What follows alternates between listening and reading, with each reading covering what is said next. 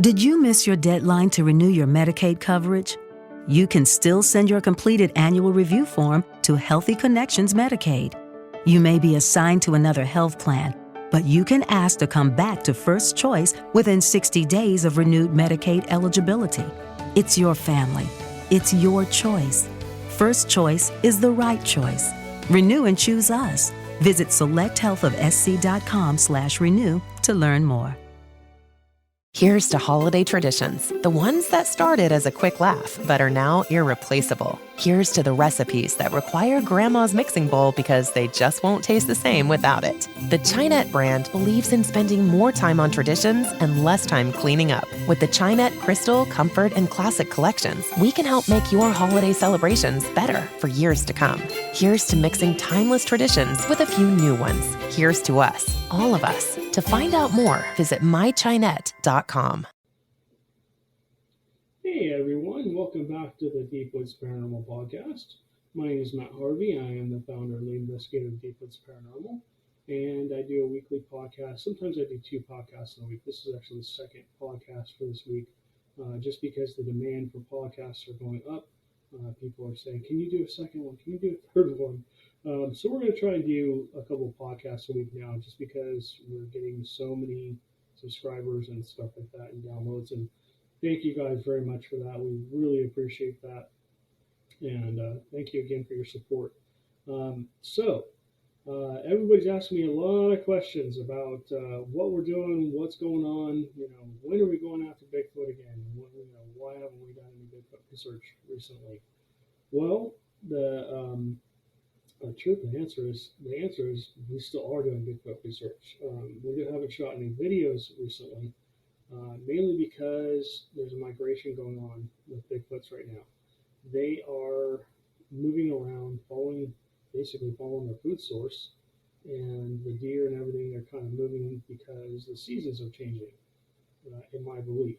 And these are all just my opinions, so take them with a grain of salt. Always do your own research.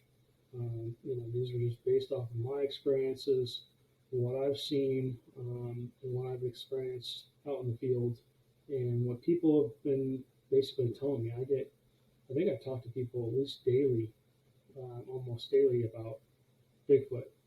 I had an experience on my property. I saw one here. Go check this location out. My friend saw Bigfoot here 10 years ago or whatever. And, my friend's property is active. They seem to come on his property. I keep getting all kinds of information, which is awesome. Again, thank you so much for everybody who is sending us information on Bigfoots in Texas here in our area. Yes, I am rocking the new Deep Woods Paranormal hat. We just got this in. Again, this is the one we're going to be giving away, not this physical one. I'll send you a brand new one, I promise. But we're going to be basically giving this away when we get to 300 subscribers on YouTube. So if you're watching this video, we'll be sending out a really cool hat to one lucky subscriber. When we get to 500 again, I did a full podcast about this the other day, but we'll be doing quite a few giveaways here in the future. So we got a lot of new apparel in, hats, shirts, t-shirts, sweatshirts. We have all different sizes, men's, women's, kids, almost said juveniles, but toddlers, stuff like that. Sorry, I got Bigfoot on the brain here. All right, so let's get back into the Bigfoot stuff. Somebody asked me, what's the largest footprint you've ever found? I found 2. Try to cast the first one. As you can see, if you're watching this video, this is the remnants of one. You can kind of make out the toes. I'll move my microphone. All right, so this was not the big toe. This was the second toe. You can see the other toe here, and another toe way over here. It's kind of splayed. And then this was the ball of the foot here. It just broke. It broke right here. This thing was massive. I think I measured it about 8 inches wide, and then it was what do you think? 18 inches? I believe we measured it at 18 inches. So yeah, that's one of the bigger footprints I found. When we went up and researched at Joe's camp, we found one that was even bigger, 22 inches, which was just, I mean, I have a size 13 wide foot. I put it next to it, and my foot was almost a third um, as long as that. So if I put my foot down, one in front of the other in front of the other, um, basically that would have equaled the distance of this footprint. And it had to be at least, I think we measured it at 10 inches wide. It was huge. And so we got it on Joe's Camp. If you've watched our YouTube channel, if you go to Joe's Camp, you'll see it on there. Joe's Camp, again, we spent a year and a half up there just collecting data. And by data, I mean possible evidence of Bigfoot activity. I mean, you just have to watch it for yourself. I mean, the video doesn't even do it justice. I mean, that place, Joe's Camp, is amazing.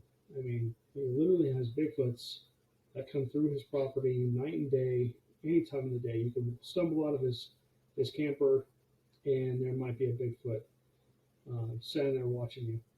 And I think Joe and I at least had 2 or 3 sightings while we were together, where we could say that couldn't be anything else but a Bigfoot.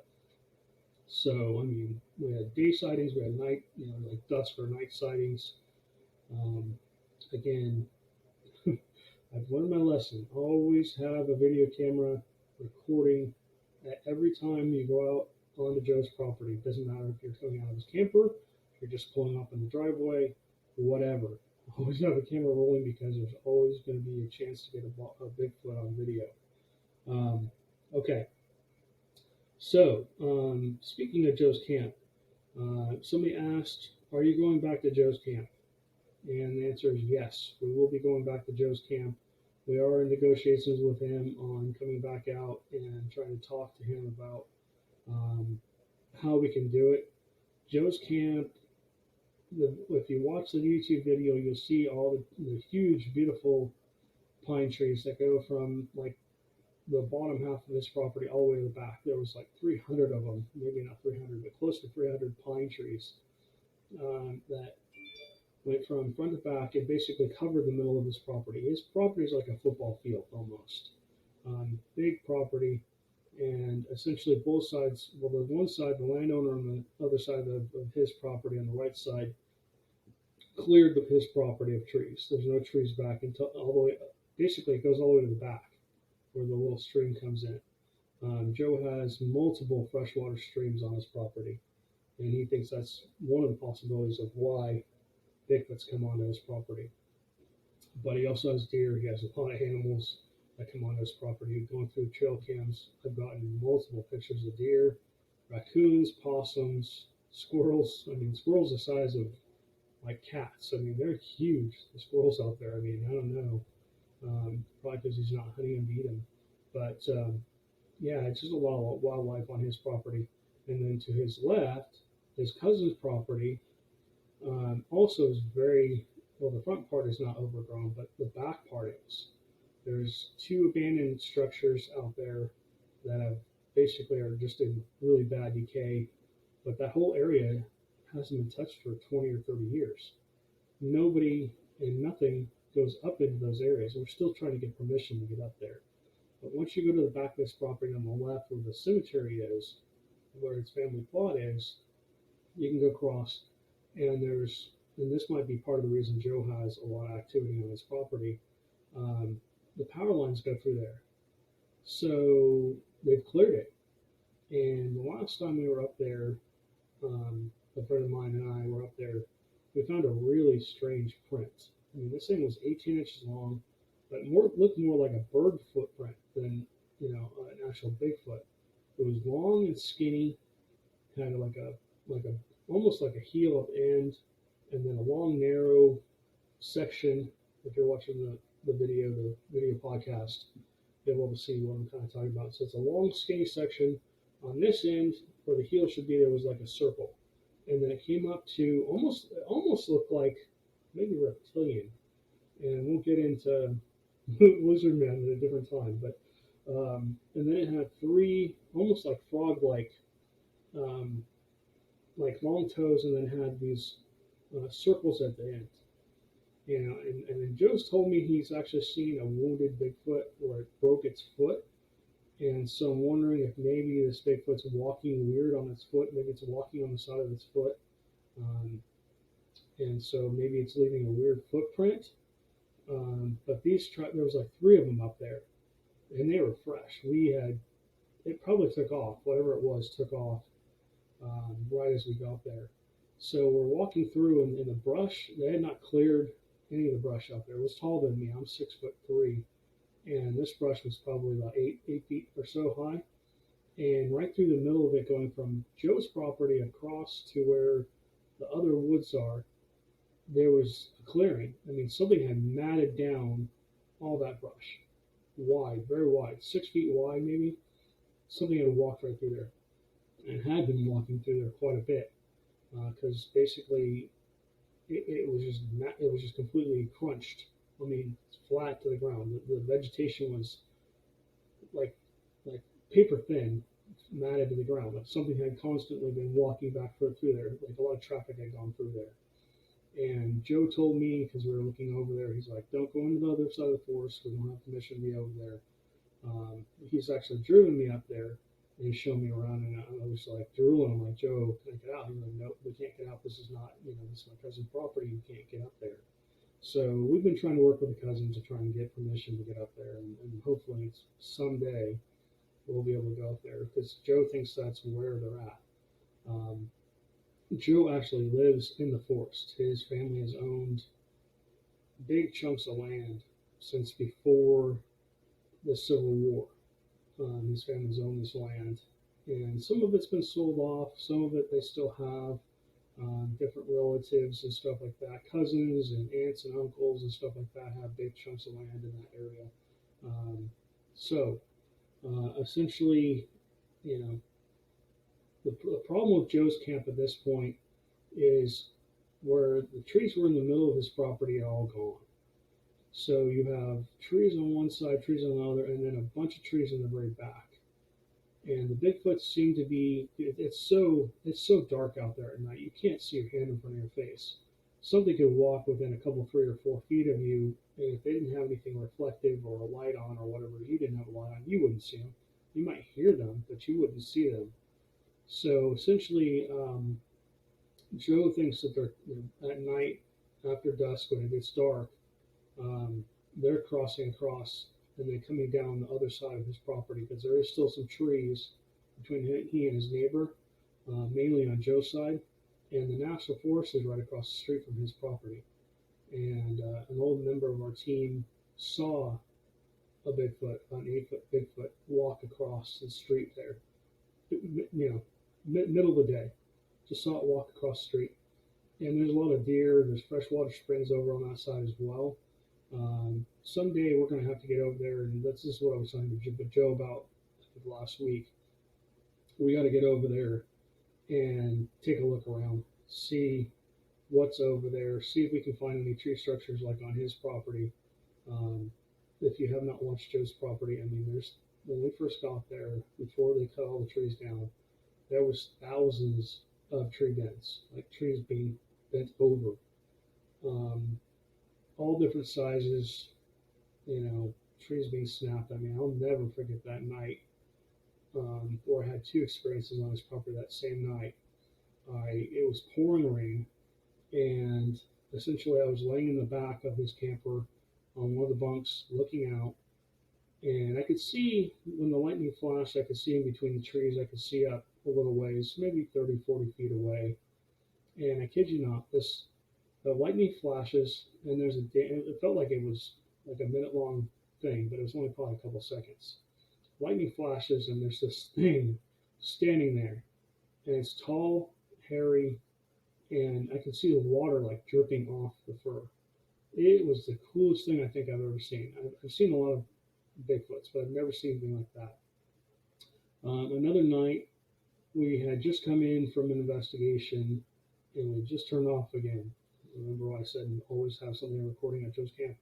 We had just turned off the audio recorders, just turned off the handy cams, all that stuff. Trail cams are still out, but we were just, I think we were eating or something like that and going to bed. And it must have been around 2 in the morning, 3 in the morning. You hear this loud snap, crunch, boom. And everybody's like, holy crap, what the hell was that? Something large was broken. And so we went out the next morning and we found not just one, we found a tree that was probably about 12 feet tall. The top of it had been completely, not just snapped off, like bent over and snapped. It was literally twisted and snapped over. The wind, I don't think the wind did it because there was no wind that night. And God, yeah, then we found a hole as we kept going up the way. There was a whole tree, like a tree that had about 4 or 5 inch diameter. It had just been pushed completely over. It was snapped completely at the base. So I don't know if something was just upset that we were there or whatever. I feel like not only Joe has a really good relationship with the Bigfoots that are on his property, but I think they like us too. We've never done anything to try and hurt them in any way, shape, or form. So, and then Joe, sorry, I'm really bad at getting off and rambling, but Joe, he actually is part of our team. He has become a Bigfoot researcher himself, which is really cool. And he actually goes out and he talks to witnesses. He has several friends that live up by his property that also have Bigfoot activity. So we're working on trying to set up not only interviews with them, but also maybe a chance to get onto their property and do some Bigfoot research. He has another friend that basically researches them too, and he doesn't really do it publicly, but he has a lot of information. So we're working on trying to get out and meet with him. I've actually talked to him on the phone. He's really interesting to talk to. Very, very, very smart guy. So I'm looking forward to meeting with him, hopefully sometime in the future. Maybe not by the end of this year, but maybe the beginning of next. So yeah, we're going to be continuing our research up by Joe's camp. I think I talked about this before, but I would like to set a tent up on his property, like a dummy tent, or even just spend the night in it, maybe either by myself or somebody else is brave enough to do it with me. Set it up real close to where the woods are, right next to a tree structure or whatever. There's still hundreds of tree structures out there. They've created blinds. They bend the trees over, and then they stack like branches and stuff like that and brush up against the trees. So they could be standing there in the tree line, and you wouldn't see them. You wouldn't even know they're there. But yeah, I think they're just extremely smart. I just do. I think they're wary of us, which is probably a good thing. And I think that they're tolerant of us, but they just, they're smart enough to keep a distance most of the time. Anyways, okay. Somebody was asking, what about the Sam Houston National Forest? Well, right now we are working with a couple of people who actually live in the Sam Houston National Forest. We're trying to help them collect some data. We recently were able to get a stool sample from a gentleman. I'm not going to mention any names unless they tell me I'm allowed to use their names. But so we're going to see what happens with that. We're trying to get it tested. We're trying to do some research within Texas A&M to see if they have somebody who will test that for us. And then we're also working on trying to find anybody else who's willing to do it. So if you're watching this podcast, you live in Texas, anywhere around the College Station area, even if I have to drive to Houston, or I don't really want to drive to San Antonio, but I'll drive within a couple, 3 or 4 hours. I'll probably drive out. And if you can get the sample for us, if you can go look at it. Up here on this rock, this came from Joe's camp. If you're watching the video, you can see it. On the back side of that, there's a hair. tiny. Unfortunately, it broke off when I put it in the bag. I messed up. I shouldn't have done that. I would like to see if we can get that looked at too. Below that, this here is a sample. If you're watching the video podcast, there's an actual hair sample here that I collected from Orange County in California, up in the Santa Ana Mountains of, I don't know what it is. It could be coyote hair, it could be rabbit hair, or it could be a Bigfoot hair. I don't know at this point in time. I found it right next to a Bigfoot print. So I'm just curious to get some of this actual expert's opinion on it, and have them tell me, yeah, that's a really cool hair sample from a rabbit or a coyote or whatever. Or, I've never seen anything like that. That hair is a little bit different. I don't think we can test the DNA on that anymore. I think it's just too old. But in the rock too. But the stool sample, maybe we can get some kind of stool sample. All right, so getting back to the Sam Houston National Forest. So they've got hunting going on right now. The Bigfoots, I believe what they do is they follow hunters. I think that they go through and they wait till they're opportunists. I've talked to several hunters down here in Texas. They've all told me the same thing. They're up in a deer stand. They eyeball a deer X amount of feet away, 100 feet away. Maybe that's too far, but quite a ways away. They shoot the deer. They go to set their gun down and start down the deer stand. And out of the woods comes this Bigfoot, runs the deer, and throws it over his shoulder and walks away with it. And these people, they have these scopes. They can see exactly what those are. I mean, they pull their scopes back up. They've never shot at one. Everybody's always told me it looked too human-like. I just would not feel comfortable shooting one of these. And again, that goes into do we kill one? I mean, to really prove a Bigfoot are real, I think there's going to be a lot of, this is a whole another can of worms, but maybe we'll do a podcast on this. But if you kill one... Coming to Curiosity Stream, go on an adventure 66 million years in the making with Dino Week. From new discoveries about the dinosaurs we thought we knew, to the mind-blowing species still being unearthed, and the controversial discovery that could rewrite history. Did dinosaurs survive longer than imagined? Dino Week on Curiosity Stream. And with monthly, annual, and bundled pricing plans, find the one that works for you at curiositystream.com. You're an animal, you're killing it. But then on the other side, you just proved that possibly Bigfoot's, you proved that Bigfoot existed, they can test it. And then we can get all kinds of information from it. I don't believe in killing Bigfoots.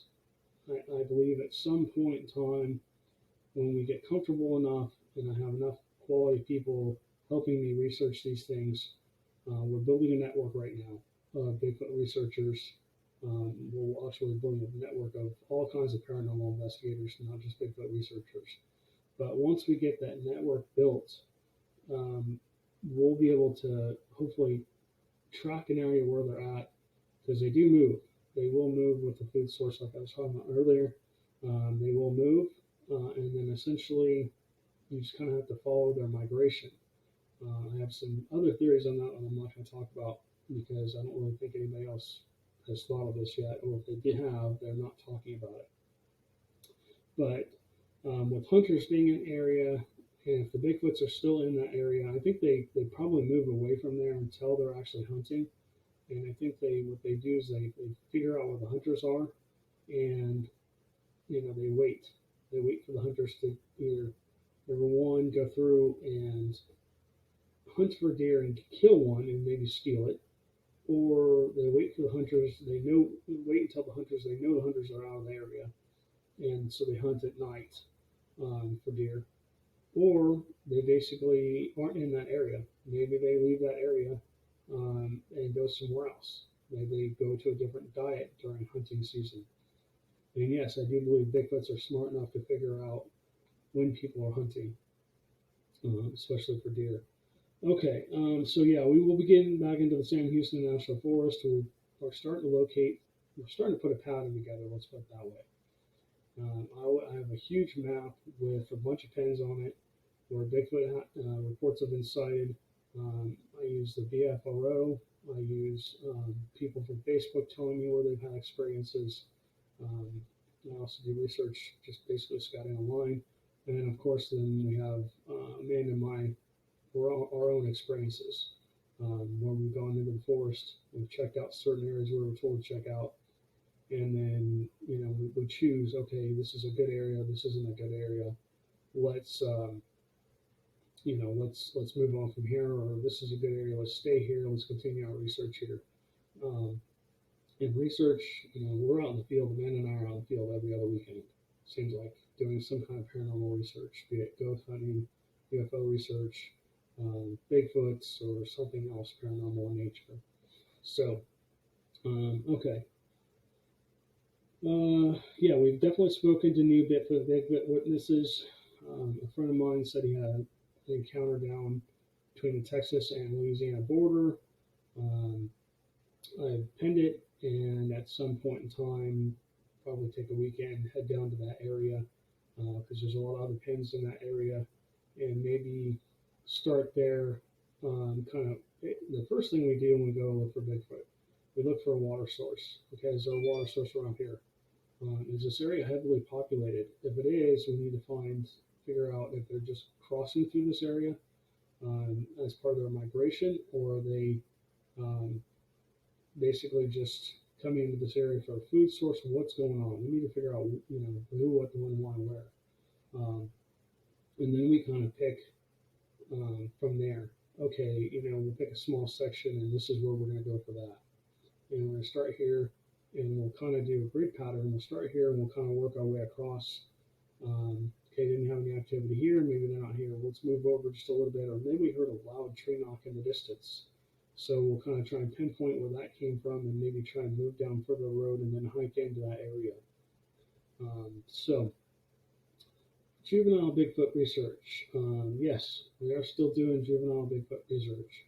There's that one location, I'm not going to give up the location, that we do a lot of Bigfoot research, juvenile Bigfoot research at. Now, I've had 3 or 4 sightings down in area that I was told is a Bigfoot hotspot. It's kind of out in the middle of nowhere, right next to a little town, but it's like there's no, people tell me, oh, there's no way there's Bigfoots there. Well, there's been a lot of sightings. If you're wondering what I'm doing with my left hand, I'm actually playing takes. She's actually right here just below the microphone. Essentially, we've talked to multiple witnesses. This area seems to be a paranormal hotspot, not just for Bigfoots, but UFOs and ghosts too. So I don't know why that all ties together, but everything I've ever learned about Bigfoots, every time I go out to do Bigfoot research, there seems to be, where they're at, seems to be also very paranormally charged with ghosts or shadow people or something else. There's always some kind of other paranormal activity going on where there's Bigfoots. It seems like there always seems to be some kind of ghostly activity. Why that is, I don't know. I don't know. You've seen us in our past videos on our investigations. Ask the ghost, have you seen a Bigfoot? And the K2 will play all the way up. So they supposedly see each other. And again, like I said in the beginning, take all this with a grain of salt. This is just based off of our experiences. So yeah, we will continue with that. New locations, yes. I have had so many reports. We get, like I said, I talk to people almost daily about something paranormal. Have you checked out this location? I had a sighting here 20 years ago. You should check this location out. The sightings are continuing to grow and grow and grow. And what we're looking for is when I put the pins in, we're looking for at least 5 or 6 or more sightings, not necessarily recently, but in a clustered area. And then because those pins are within 20, 30, 40 miles from each other sometimes. Even though they're close together, they're still quite a ways away, and there might be a freeway in between them. There might be something else, a cluster of homes now that are there. So we have to kind of figure out, okay, what's there? Again, it's the who, what, when, why, and where. Okay, so they're probably not in that cluster where the homes are, but there's a forested area right next to it, and there was just a recent sighting in that area. So that's kind of what we look for when we look for new locations. Our plans for 2022. Again, we want to go with Joe. Joe is trying to get us into some other hot spots around his property. We're being very careful because when he had the trees cut off of his property, everything kind of stopped for a little while, and we were terrified. And he had no choice. He had bark beetles. If lightning had struck one of those trees, it would have burned his whole property out. I mean, the whole area probably could have gone up. I mean, it wouldn't have just been his property; it would have been a whole lot of damage. So he was being responsible, and he cut the trees down. He left a lot of trees, but he cut down the ones that were the worst, and he's treating other ones. So, no fault of his. I mean, we were very concerned, and we still kind of are. But he's after the trees were cut down, he had no sightings for like 2 or 3 months. He had a lot of tree knocks. He had a lot of rocks thrown in his trailer. I mean, bounced off of his trailer, rocks, pine cones, and mud clusters thrown in his trailer. They were not happy at all. In fact, I was up there about 3 months after, and there's a road that the mining company had used that goes from the front of his property to the back of his property. Again, Joe's property is like a football field. The middle now is pretty open. It's full of brush and stuff. It's overgrown with weeds and stuff. He does a good job keeping everything kind of mowed, but he's got a huge property. So that said, when I went back up there, we found more trees bent over. The ones that were left, a lot of them got bent over. More blinds, have a lot of blinds along the side of his property, the left side of his property, where right next to where the road is, right next to where the power lines come through. So if you're a Bigfoot researcher, you're going, okay, power lines, there's a road next to the power lines with forest in between, and then there's a small section of forest, like a line of trees, and then Joe's property. So, I mean, it all makes sense. They come in there for fresh water because he's got, like I said, he's got the 3 freshwater reservoirs. I mean, 3 freshwater streams that come through his property. That water is crystal clear. I was shocked. And so, anyways, and then I think they're crossing across his property to go across the street and go to the National Forest. But, we definitely plan on going back up there, like I said before. I think we're going to hopefully meet with some more witnesses up in his area. He's really trying to set up a lot of witnesses for us. And then I think we're going to be going back to a couple other locations, definitely going back to the Sam Houston National Forest to continue our research down there and stuff like that. How many Bigfoots have I seen? God, 40 plus? I've lost track, to be honest with you. I since I had that first sighting, I really, when I researched up in the Santa Ana Mountains out in Orange County, California, and everyone goes, oh, Matt, there's not Bigfoots up there. Right. How much research have you done up there? None. How many times have you gone out there in the middle of the night? None. It's like, well, how can you tell me that you haven't had any sightings when you've never been up there and you've never done any research up there? Well, it's just not possible. Sure. Yeah. So again, know your location. I started looking at all the Bigfoot reports in California and the pins. I started pinning out every single one from Laguna Beach all the way out past Riverside. There's hundreds of reports of Bigfoot sightings. And as man encroached and built in Orange County and stuff like that, they moved back up into the protected area and stuff like that. So, the more, after that first sighting, like I said, I started doing research. I figured out their patterns up there. I figured out how they were moving around. And as I did, I think they had been watching me for a long time. It was like 8 years before I had my first sighting up there, a true sighting where I could actually say that wasn't anything but a Bigfoot. But I had things happen before then. The tree knock that was right next to us, it sounded like gunshots. Not just gunshots, but like a shotgun had gone off right next to us, like feet from us. That 8+ foot Bigfoot three-stepping the road. We just thought it was a shadow person, a 13, 14-foot shadow person. The rocks being thrown at us. The distance screams that we were hearing. We didn't understand what they were. I didn't attribute any of that to Bigfoot at that point in time. I just thought it was, I didn't know. I just explained it away. So, again, it's amazing how once you have a sighting, you're just hooked. And the more I research, the more questions I have. It's addicting. Like I said, I was very lucky to basically, I figured out their patterns, so I kind of knew where they were, and I continually had sightings of them, mainly because I think they didn't feel threatened by me. And essentially, I think the more they saw me, the more I was up there by myself in the middle of the night, 2 or 3 o'clock in the morning, the more they felt comfortable with me, the more they didn't care if I saw them or not, because I wasn't hurting them in any way or disrupting anything they were doing. I was just studying them, and I was also doing like rock clicks and tree knocks and all that stuff, and doing calls and whatever else. So I think they just grew to accept me. I was kind of part of their group until I crossed the line, and I left a trap cam in a place I'm not going to disclose, and caught 2 possible Bigfoot juveniles on trap camera 2 consecutive days around the same time.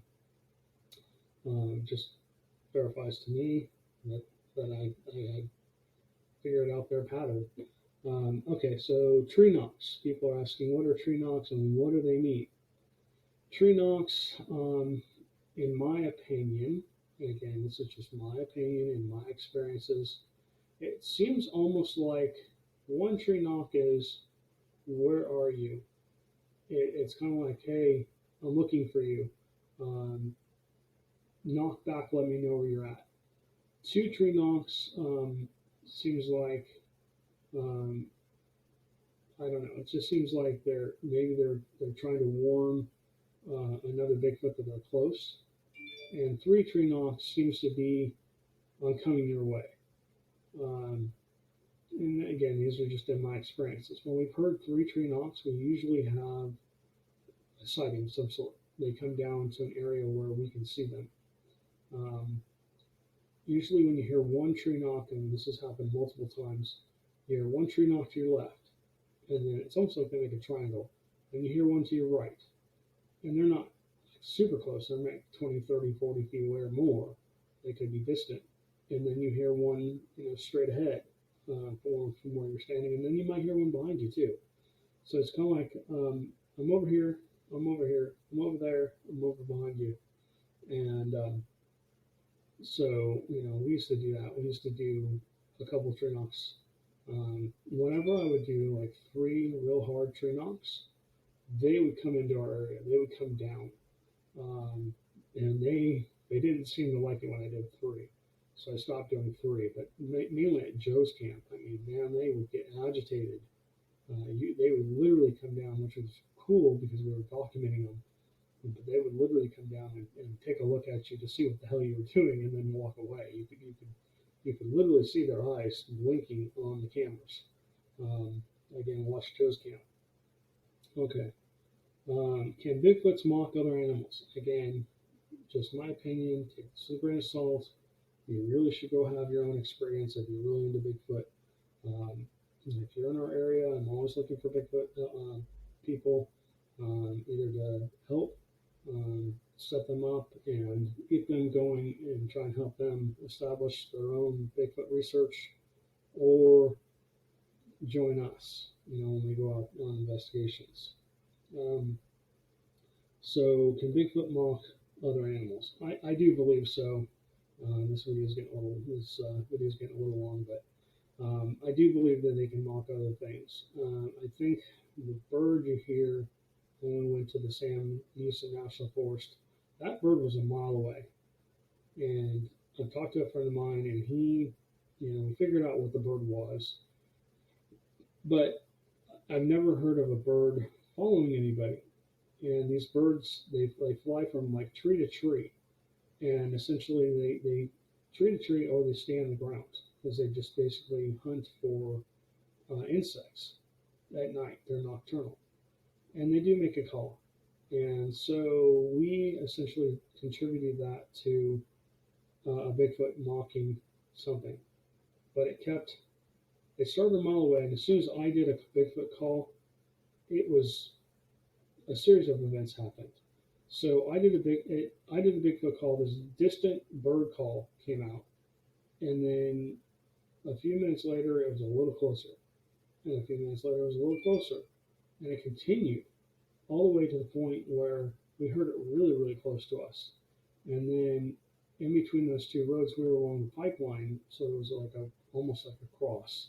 If you're watching the video, you can see it like this. This is the Bigfoot pipeline.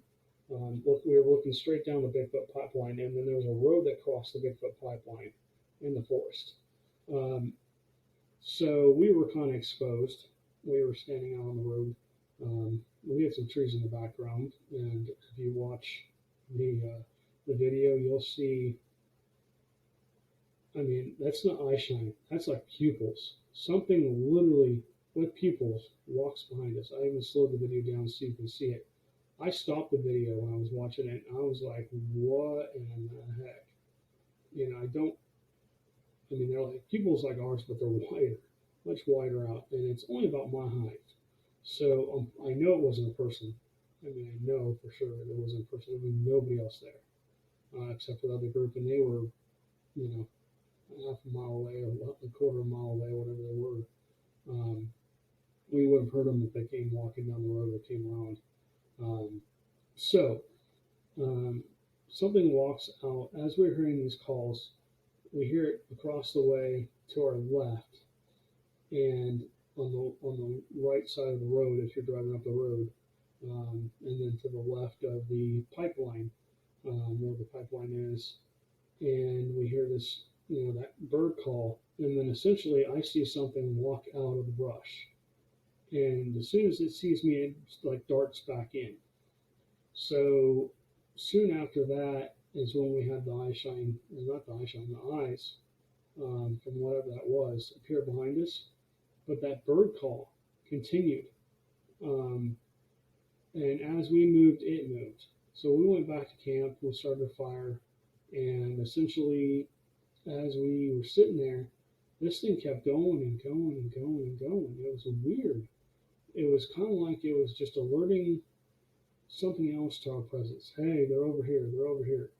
And at the same time, we had that encounter where I saw something walk out of the brush, and it was just a black silhouette. I think I saw some eye shine, but I couldn't tell you it's a Bigfoot or a person or whatever it was. Something walks out of the brush, and it was a silhouette of an upright individual.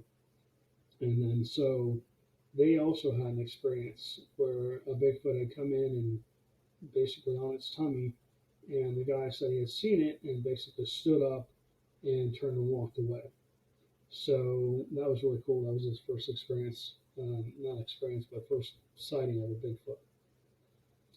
All right, guys, so this has become a very long podcast. I apologize for the length of this podcast, but Bigfoots, I'm just scratching the surface with Bigfoots and the reports and all that stuff. Just a lot to talk about with them. As we continue to have experiences, we'll share those with you guys.